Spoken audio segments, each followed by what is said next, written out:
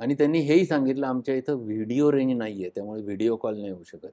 मी तुम्हाला फोटोग्राफ पाठवतो." आणि पेशंटचा फोटोग्राफ त्यांनी पाठवला. पेशंट सेमी कोमॅटस स्टेटमध्ये असले, असे ग्लानी येऊन पडलेली पेशंट होती.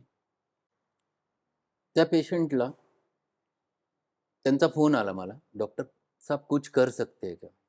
होम्योपैथी में मैंने बोला, हो सकता है, ट्राई करेंगे, मुझे नहीं पता क्या हो सकेगा, मेरा केस पेपर मैं भेजता हूँ, आप फिलअप करके भेज दो. त्यांनी फिलअप करून केस पेपर पाठवला. केस पेपर पाठवल्यानंतर मी त्यांना सांगितलं, आपल्याकडे वेळ नाहीये, मी इथून औषध पाठवणार 4-5 दिवसांनी. मैं आपको यही दवा बोल देता हूँ, वो दवा आप चालू कर दो. मेडिसिन त्या क्षणी आम्ही चालू केली आणि मेडिसिन दिल्यानंतर त्यांच्यामध्ये फरक.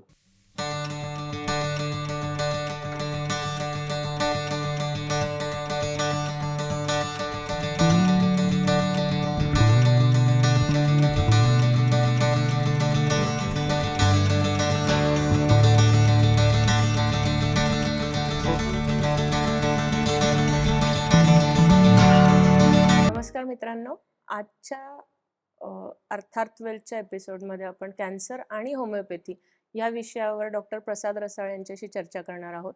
पण त्याआधी काय आहे की कॅन्सरचे कुठले कुठले मुद्दे आपण घेण्याचा प्रयत्न करणार आहोत. कॅन्सर म्हटलं की नाव छोटं वाटतं, पण भीती खूप मोठी वाटते त्यामध्ये. तर आपल्याला तेच सगळं समजावून सांगणार आहे आज की कॅन्सर चे कारणं काय असतात, कॅन्सरसाठी ट्रीटमेंट कशा असतात आणि कॅन्सरसाठी बेसिकली कॅन्सर आणि होमिओपॅथीमध्ये कॅन्सरसाठीच्या ट्रीटमेंट कशा असू शकतात, हिलिंग काय असू शकतंय. तर सर तुमचं आजच्या एपिसोडमध्ये स्वागत आहे आणि आपण आज खूप महत्त्वाच्या मुद्द्याला हात घालणार आहोत, तो म्हणजे कॅन्सर. तर तुमचं कॅन्सरबद्दलचं मत काय आहे? नमस्कार रसिको. सगळ्यात महत्त्वाची गोष्ट, आजचा जो विषय आहे कॅन्सर, हा सध्या सगळ्यात जास्त वाढणारा आजार आहे. म्हणजे समाजामध्ये भारतामध्ये स्पेसिफिकली सध्याच्या जगामध्ये सगळ्यात जास्त वेगाने वाढतोय तो कॅन्सर. आणि त्यामुळे लोकांच्या मनात भीती बसली आहे. एक भीती अशी आहे की कॅन्सर शब्द उच्चारला की मृत्यू. या दोन गोष्टींचा संबंध खूप जवळचा आहे असं सगळ्यांना वाटायला लागलंय आणि सगळेजण घाबरून जातात, गांगरून जातात कॅन्सर शब्द आल्या आल्या. शरीरावर कुठेही थोडीशी गाठ निर्माण झाली की पहिली भीती कॅन्सरची आणि कॅन्सर नंतर मृत्यूची. या दोन गोष्टी एकमेकांबरोबर बरोबर येतात. खूप जणांना कॅन्सर म्हणजे काय हेच नेमकं माहीत नसतं. मी माझ्या प्रॅक्टिसमध्ये पहिली गोष्ट ही शिकवतो की कॅन्सर म्हणजे नेमकं काय. जे आलेल्या पेशंटला त्याला जर माहिती असेल की त्याला कॅन्सर झालाय, तर हे जास्त योग्य असतं मला सांगायला, कारण मला त्याला शिकवता येतं कॅन्सर म्हणजे काय. काय असतं, आपल्या शरीरामध्ये पेशींचं विभाजन 2 पद्धतीने होतं. म्हणजे एका पेशीपासून नवीन एक पेशी तयार होते, जी कार्यक्षम असते, ज्याच्यामध्ये सगळे मॅच्युअर ज्याला म्हणतो आपण, ती मॅच्युअर पेशी आहे, ती सगळं काम करू शकते. किंवा एका पेशीपासून 2 पेशी निर्माण होतात. त्या दोन्ही पेशी सुद्धा मॅच्युअर असतात, कार्यक्षम पेशी असतात. अवयवांनुसार, त्यातल्या वेगवेगळ्या स्टेजेसनुसार ही डिव्हिजन ठरलेली असते की कधी 1 आणि कधी 2. पण हे सूत्र मात्र नक्की असतं की एकास 1 किंवा एकास 2. एकास 3 किंवा याच्या पुढे गुणोत्तर कुठंच नसतं. शरीरामध्ये जन्मापासून मृत्यूपर्यंत पेशी निर्माण होण्याचं सूत्र एकास 1 किंवा एकास 2 असतं. आपण मगाशी शिकलो की माणसाला आजार का होतो. मागच्या एपिसोडमध्ये आपण घेतलं होतं की नेमकं आजार होण्याची कारणं का. एखाद्या व्यक्तीची जीवनशक्ती जेव्हा डिस्टर्ब होते, ह्या सगळ्या कारणांमुळे, मग त्याच्या असलेल्या भावना, त्याच्या असलेल्या एकमेकांशी रिलेशन्स, त्याच्या कामाच्या ठिकाणी असलेल्या गोष्टी, घरामध्ये असलेल्या व्यक्तींशी संबंध, मित्रमंडळीशी संबंध, या अनेक गोष्टींचा परिपाक त्याच्यावर होत असतो आणि त्याच्यामधनं कुठंतरी त्याची जीवनशक्ती डिस्टर्ब झाली. ती डिस्टर्ब झाली आणि तो व्यक्ती जर संवेदनशील असेल, म्हणजे त्याच्यामध्ये कॅन्सरस दोष हा जन्माला येताना घेऊन आलेला आहे, जो व्यक्त झालेला नव्हता. आमच्या सायन्समध्ये याला मायाझम म्हणतात. मायाझम म्हणजे जन्मजात घेऊन आलेला दोष. तर तसा दोष त्याच्यामध्ये जन्मजात असेल, तर अशा व्यक्तींमध्ये ही डिस्टर्ब झालेली जीवनशक्ती कॅन्सरच्या रूपामध्ये बाहेर पडते. म्हणजे काय होतं, तर हे गुणोत्तर तुटतं. म्हणजे एकापासून एक पेशी निर्माण होते, एकापासून 2 पेशी निर्माण होतात, हे गुणोत्तरच तुटलं. मग एकापासून अनेक पेशी निर्माण झाल्या. बरं. मग एकापासून अनेक पेशी निर्माण झाल्या तर कार्य वाढायला पाहिजे. परंतु ह्या पेशी जेव्हा तयार होतात त्या अकार्यक्षम पेशी असतात, ज्याला प्रीमॅच्युअर सेल्स किंवा इमॅच्युअर सेल्स असं म्हटलं जातं. आणि ह्या काम करण्याच्या उपयोगाच्या नसतात.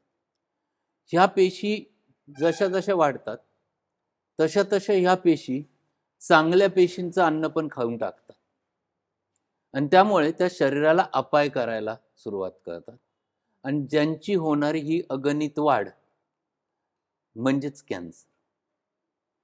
मग आता मॉडर्न सायन्स किंवा ज्याला आपण ॲलोपॅथिक शास्त्र विचारात घेतो, ते विचारात घेतं फक्त की कॅन्सरच्या पेशी वाढल्या म्हणजे कॅन्सर झाला. ते त्याला कॅन्सर म्हणतात, की एखाद्या ठिकाणी मग गळ्याचा कॅन्सर झाला, छातीचा कॅन्सर झाला, पित्ताशयाचा कॅन्सर झाला, लिव्हरचा कॅन्सर झाला, फुफ्फुसाचा कॅन्सर झाला, म्हणजे तिथं असलेल्या पेशींची अगणित संख्या वाढली. का वाढली याचा विचार शास्त्र करत नाही. ती झाली, मग आता काय करायचं एवढंच. म्हणजे मॉडर्न सायन्स वाढलेल्या पेशींना आजार मानतं आणि ती ट्रीटमेंट त्या वाढलेल्या पेशींसाठी असते. म्हणजे ती वाढलेली पेशी एका ठिकाणी जर एकाच ठिकाणी असेल तर सर्जरी करून ती काढून टाकायची किंवा त्याच्यावरती केमोथेरपी म्हणजे अतिशय स्ट्रॉंग औषधं असतात केमिकल्सचे, ते त्याच्यावर मारायचा प्रयत्न करायचा आणि त्या पेशी मारायचा प्रयत्न करायचा. किंवा तिसरं रेडिएशन, की क्षकिरणांचा मारा त्याच्यावरती करून त्या पेशी जाळायचा प्रयत्न करायचा. आता नीट जर समजून घेतलं, ज्याला कळालं लॉजिकली की यातला आजार नेमका वाढलेल्या पेशी आहेत का तुटलेलं गुणोत्तर आहे, हे ज्याला कळालं त्याला ट्रीटमेंटचं खऱ्या अर्थाने गमक कळालं. ऍक्च्युअली वाढलेल्या पेशी हा त्याचा रिझल्ट आहे, तुटलेलं गुणोत्तर हा आजार आहे. आजार आधी आहे, तुम्ही त्याच्याकडे पाहतच नाहीये, तुम्ही ते ट्रीटच करत नाही. तुम्ही 3च ट्रीटमेंट्स आहेत, एक सर्जरी, रेडिओथेरपी, केमोथेरपी, आणि त्या सगळ्या फक्त कॅन्सर पेशी मारायचं काम करतात, त्याच्या व्यतिरिक्त काहीच नाही. मूळ कारण जे आहे ते तसंच राहत आहे, ते दुरुस्त केलंच जात नाही. आणि जेव्हा ते दुरुस्त केलं जात नाही त्यामुळे पेशंटला सर्जरी केलं, काही काळ बरा असतो, परत काही वर्षांनी त्रास व्हायला सुरुवात होते. केमोथेरपी केली, काही काळ बरं राहतं, परत आजार वाढायला सुरुवात होते. रेडिएशन केलं, पुन्हा आजार वाढायला सुरुवात होते. तात्पुरतं त्याच्यामुळे बरं वाटतं कारण कॅन्सरच्या पेशी तुम्ही मारल्यात, परंतु ओरिजिनल आजार शरीरातनं काढला नाही. आणि तो कुठे होतो, कसा होतो, काय होतो याची कारणमीमांसाच त्या शास्त्रात नसल्या कारणाने ते त्याचा परिपूर्ण इलाज करत नाहीत. त्यामुळे प्रत्येक कॅन्सरच्या मागे त्याचं हा माणूस इतका काळ जगू शकतो, हा माणूस इतका काळ जगू शकतो, त्याचं लाईफस्पॅन एवढं आहे, असं डिक्लेअर केलं जातं की हा कॅन्सर झाला की याचं लाईफस्पॅन एवढं असतं, हा कॅन्सर या स्टेजला इतका लाईफस्पॅन आहे. होमिओपॅथी असा विचार करत नाही, होमिओपॅथीची कारणमीमांसा करते. आणि या कारणमीमांसेमध्ये कॅन्सर पेशी वाढणं हा कॅन्सर आजार नाही, तर त्याच्या मागचं कारण जे बिघडलेलं गुणोत्तर आहे आणि ते बिघडण्यामागं निर्माण झालेली परिस्थिती, या सगळ्यांचा विचार होमिओपॅथी करते.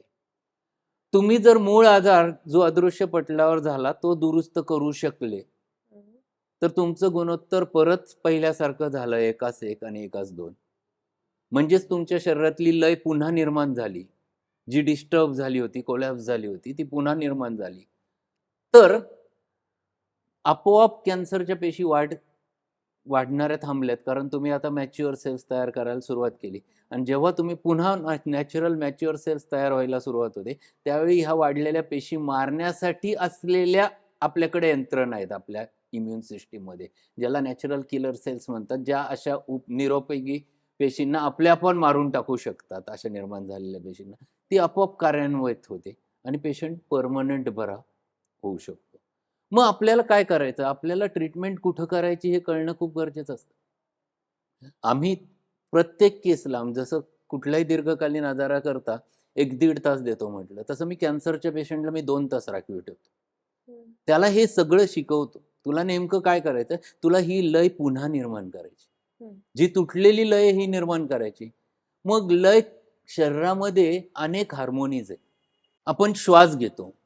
तो श्वास घेतला की त्या क्षणी शरीरामध्ये, फुफ्फुसामध्ये ऑक्सिजन शोषून घेतला जातो. त्या क्षणी तो रक्ताभिसरणात जातो. तिथून तो हृदयातनं सगळीकडे प्रत्येक पेशींकडे पुरवला जातो. त्याच मोमेंटला कार्बन डायऑक्साईड बाहेर टाकला जातो. ही कुठंही न बदलणारी चेन आहे. ही हार्मोनी चालू आहे. आपल्याला कळत पण नसतं ही सगळी हार्मोनी आपल्या शरीरात चालली आहे. मेंदूपासनं अनेक हार्मोन्स निघतात. थायरॉइडवर ॲक्ट होतात. थायरॉइडपासून उरलेल्या अवयवांवर ते ॲक्ट होतात. ही हार्मोनी आपल्या शरीरात चाललेली असते. आपल्याला माहीत नसतं. कारण आपण अनभिज्ञ असतो आणि त्याचा अवेअरनेस येऊ शकत नाही. कारण आपण हेल्दी आहे. जोपर्यंत आपण हेल्दी आहे तोपर्यंत आपल्याला डोकं आहे हे कळत नाही. आपण आजारी पडलो, डोकं दुखायला लागल्यावर कळतं आपल्याला डोकं आहे. त्या ऑर्गनचं महत्त्व तेव्हाच कळतं. तसं तो प्रकार आहे. मग ह्या हार्मोनीज अशा प्रत्येक लय आपल्या शरीरामध्ये सतत चालू आहे आणि ती जन्मापासून मृत्यूपर्यंत चालूच राहणारी लय असते. ही लय डिस्टर्ब झाली की आजाराचं. मग डिस्टर्ब झालेल्या लयीला पुन्हा आणायचं. मग कुठं-कुठं आणू शकतो? मी स्वतः ह्या गोष्टीवर खूप काम केलं आणि मी काही-काही गोष्टी परिमाणं शोधली. म्हणजे औषध एक एक माध्यम आहे. पण काही परिमाणं त्यातले असे आहेत, की कुठं-कुठं आपल्या शरीरात आपण लय निर्माण करू शकतो.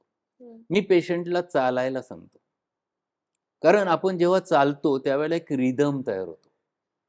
तो रिदम आपल्या शरीराशी जेव्हा मिळता-जुळता होतो, तर आतल्या हार्मोनीमध्ये जातात. त्या डिस्टर्ब होत असतील तर त्यांना पुन्हा जागेवर आणायला ते मदत करतं. दुसरा रिदम असतो तो भारतीय संगीत जे आहे. भारतीय संगीतामध्ये एक रिदम आहे. मग कीर्तन असेल, भजन असेल, क्लासिकल असेल, याच्यामध्ये एक रिदम आहे. आणि तो रिदम आपल्या भारतीय उपखंडामध्ये, आपल्या उष्ण कटिबंधामध्ये असलेल्या माणसासाठी तोच रिदम उपयोगाचा आहे. कारण आपल्याकडे उष्ण कटिबंधामध्ये आपल्याला उष्णता ऑलरेडी असते. त्यामुळे आपल्याला खूप धांगड-धिंगाची गरज नसते उष्णता निर्माण होण्याची. त्यामुळे हे जे संथ लयीतल्या गाणे असतील, भजन असेल, कीर्तन असेल, हे मी आवर्जून पेशंटला ऐकायला सांगतो. तुम्ही कुठेतरी शांत लावून द्या आणि तुम्ही फक्त ऐकत राहा. ते जेव्हा तुमच्या कानावर पडत जातं, ते कानावर पडतं, ते हळू-हळू तुमच्या शरीरात भिनतं. शरीरात जेव्हा भिनतं त्यावेळेला शरीरातल्या लयीशी ते संपर्क पावतो आणि त्याच्यामध्ये तुमच्या लयी पुन्हा पूर्ववत व्हायला मदत होते. हा दुसरा एक मुद्दा असतो. तिसरा मी आहाराचा सांगतो. आहाराच्या वेळा फार महत्त्वाच्या. मी त्यांना सांगतो तुम्ही 3 वेळा जेवण करा. सकाळी नाश्ता, ती वेळ फिक्स करायची. 8 म्हणजे 8लाच नाश्ता झाला पाहिजे. 1 म्हणजे 1ला जेवण झालं पाहिजे आणि पुन्हा रात्री 8 म्हणजे 8ला जेवण झालं पाहिजे. हे वेळा चेंज करू नका. ते म्हणतात आम्हाला 9ला चालेल. ठीक आहे 9 तर 9च. मग दररोज 9. का? तर तुम्ही ज्या क्षणी खाता, जेवण करता, कुठल्याही तोंडामध्ये कार्बोहायड्रेट टाकता, त्या क्षणी आपल्या मेंदूकडे मेसेज जातो. तो घास खाली जाण्याच्या आत मेंदूकडे मेसेज पोहोचला असतो, की कार्बोहायड्रेट आलाय. मेंदू काय करतो? आपल्या स्वादुपिंडावर ॲक्शन देतो. स्वादुपिंडाला एक कार्य देतो. स्वादुपिंडात 2 प्रकारच्या पेशी असतात. एक अल्फा आणि एक बीटा. त्यातल्या बीटा पेशी इन्शुलिन तयार करतात. तो स्वादुपिंडाला सांगतो, की कार्बोहायड्रेट आलंय, इन्शुलिन तयार करून रक्तात मिसळायचं. इन्शुलिन हे हार्मोन आहे. ते रक्तामध्ये मिसळायचं आणि ते हार्मोन तुमचा घास खाली जाईपर्यंत रक्तात मिसळलेलं असतं. त्याचं कार्य असतं आलेल्या कार्बोहायड्रेटला घेतलं, शोषलं, की ते पेशींपर्यंत घेऊन जायचं. त्या पेशींना खाद्य म्हणून ते आतमध्ये नेऊन पोहोचवायचं काम इन्शुलिन करतं. आणि त्यांना नको असेल तर त्या सगळ्याचं रूपांतर कोलेस्ट्रॉलमध्ये, फॅट डेपोट्समध्ये करायचं काम हे इन्शुलिन करतं. आता बघा, तुम्ही 3 वेळा जेवले, तर 3 वेळा इन्शुलिन तयार होईल. मध्ये खाल्लं नाही, इन्शुलिन ड्रॉप होईल. परत जेव्हा जेवाल तेव्हा इन्शुलिन तयार होईल. परत नाही जेवले तेव्हा इन्शुलिन कमी होईल. म्हणजे एक हार्मोनी तुम्ही तयार केली. इन बिटवीन तुम्ही खाल्लं नाहीये आणि तुमच्या शरीराला गरज आहे. एनर्जीची गरज आहे. तुमच्या मेंदूकडे मेसेज जातो एनर्जी पाहिजे. मेंदू पहिली भूक निर्माण करतो, परंतु तुम्ही खाल्लं नाहीये. तर मेंदू पॅनक्रियाजमधली दुसरी पेशी असते अल्फा. तिला आदेश देतो.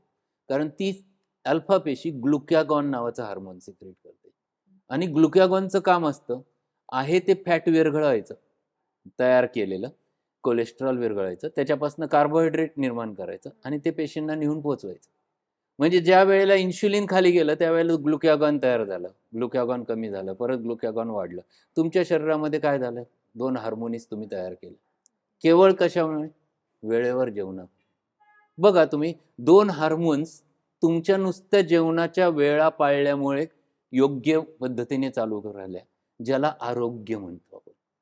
हे कळलं त्याला डायबिटीसपासून प्रोटेक्शन मिळालं. टाईप 2 डायबिटीस तर सहज कंट्रोलमध्ये आणणं सहज शक्य असतं, हे ज्याला कळलं त्याला.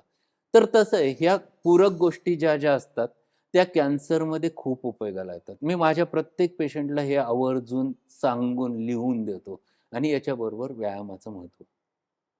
त्यांनी पूरक व्यायाम हे केलेच पाहिजेत आणि त्याच्या माध्यमातनं हे जे तुटलेलं गुणोत्तर आहे हे पुन्हा पूर्ववत यायला मदत होते. ते पूर्ववत आणायचं काम ते नाही करत, पण पूर्ववत व्हायला त्यांनी मदत होते. पूर्ववत आणण्यासाठी तुम्हाला जे औषध शोधून काढलेलं असतं संपूर्णपणे पेशंटची रुग्णाची केस घेऊन आणि त्याचं दोष, कॅन्सर दोष म्हणजे कॅन्सर मायाझम शोधून त्याला अनुसरून जे औषध काढलेलं असतं ते औषध त्याला दिलं तर ते औषध ह्या मूळ ठिकाणी कार्य करतं. जे डिस्टर्ब झालेली जीवनशक्ती पुन्हा पूर्ववत करायचं काम करतं. ती जर पूर्ववत झाली तर तुटलेलं गुणोत्तर पूर्ववत व्हायला सुरुवात होते आणि ते जर झालं तर पेशंट पुन्हा नॉर्मल होतो. इतके उदाहरणं आहेत माझ्याकडे आज प्रॅक्टिसमध्ये. एक खूप सुंदर उदाहरण आहे. एक भुवनेश्वरच्या पेशंट आहेत. भुवनेश्वरच्याही नाही, ते संबलपूर युनिव्हर्सिटीमध्ये काम करतात. संबलपूर डबल PhD होल्डर बाई आहेत. त्यांना लिम्फोमा नावाचा आजार झाला कॅन्सरचा. त्यांना डोळ्यात जखम झाली, पायावर एक जखम झाली, ती भरत नव्हती. मग त्यांनी एम्स हॉस्पिटल भुवनेश्वरला नेलं. मग त्यांनी तिथली बायोप्सी घेतली, त्याच्यात निदान झालं कॅन्सर आहे, लिम्फोमा आहे. मग त्यांनी अपोलो हॉस्पिटल चेन्नईला नेलं. 2 केमोथेरपी दिल्या, 2 सेटिंग झाले आणि पेशंटची कंडिशन खराब झाली. 50 वर्ष वय होतं ते. मग त्यांनी सांगितलं घरी घेऊन जा, उपयोग होणार नाही. पेशंटनी, ते दोघंही नवरा बायको डबल PhD होल्डर आहेत, खूप मोठी व्यक्ती आहे. त्यांनी तिथून पेशंट हलवला दिल्लीला राजीव गांधी कॅन्सर हॉस्पिटलला. तिथं पेशंटला ॲडमिट करायला नेलं. त्यांनी सांगितलं पेशंट ॲडमिट होणार नाही. मग त्यांनी पॉलिटिकल फोर्स वापरून तिथं ॲडमिट केलं. ॲडमिट केल्यानंतर त्यांनी पुन्हा 2 केमो घ्यायला सांगितल्या आणि दुसरी केमो घेताना त्यांनी डेथ साईन घेतली की याच्यात काय होईल आम्हाला सांगता येत नाही. आणि केमो दिली आणि पेशंट अत्यंत खराब झाली. त्यांनी सांगितलं आता तुम्ही घरी घेऊन जा, 4 दिवस सेवा करा. पेशंट दिल्लीहून संबलपूरला आणलं आणि पेशंटच्या मिस्टरांचा मला फोन आला, माझं नाव कळाल्यामुळे. ते म्हणे आमच्या डिपार्टमेंटमध्ये, आमच्या युनिव्हर्सिटीत एक प्रोफेसर आहे, त्यांच्या मिसेसचा तुम्ही इलाज केला आहे. त्यांच्या कॅन्सरचे, थायरॉईडच्या कॅन्सरचे 3 वेळा ऑपरेशन झाले होते. 4थ्या वेळा झालं तेव्हा तुमची ट्रीटमेंट चालू केली आणि अजून ऑपरेशन करावं लागलं नाही. तर त्यांनी मला सांगितलं की तुम्हाला विचारा काय करता येईल का. आणि त्यांनी हेही सांगितलं आमच्या इथं व्हिडिओ रेंज नाही आहे, त्यामुळे व्हिडिओ कॉल नाही होऊ शकत. मी तुम्हाला फोटोग्राफ पाठवतो. आणि पेशंटचा फोटोग्राफ त्यांनी पाठवला. पेशंट सेमी कोमॅटस स्टेटमध्ये असले, असं ग्लानी येऊन पडलेली पेशंट होती.